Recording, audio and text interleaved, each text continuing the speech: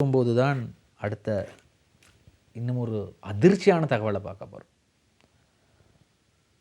இலங்கையில் தற்போது உள்ள வழக்குகள், சிறுவர் துஷ்பிரயோக வழக்குகளின் எண்ணிக்கை தலை சுத்துது.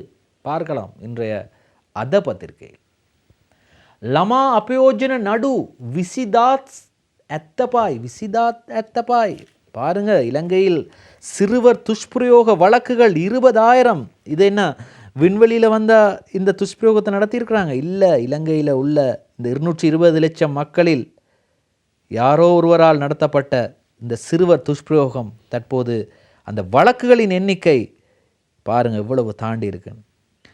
மா அதிகரணவல நடு அத்தா சார்சி அனுபாக் மஜிஸ்ட்ராத் அதிகரணவல நடு 12,580. பாருங்கள், 2021 ஆண்டு முதல் 2024 ஆண்டு வரை, அதாவது 2024 ஏப்ரல் 31 வரை சிறுவர் துஷ்பிரயோக முறைப்பாடுகள் 33,871 முறைப்பாடுகள் ஜாதிக லமா ஆரக்ஷ அதிகாரியட்ட லபிலா தேசிய சிறுவர் பாதுகாப்பு அதிகார சபைக்கு கிடைத்திருக்கின்றது இந்த 33,871 முறைப்பாடுகள். இந்த துஷ்பிரயோகம் செய்பவர்கள் உங்கள் பக்கத்திலும் இருக்கலாம்.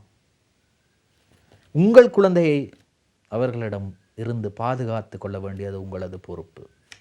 அடிக்கடி சொல்கிற விஷயங்கள் அதுதான். பெற்றோர்கள் மிக கவனமாக இருக்க வேண்டும். மிக முக்கியமான விடயம் கையடக்க தொலைபேசி பாவனை. கடந்த வாரம் ஒரு புகையிரதத்தில்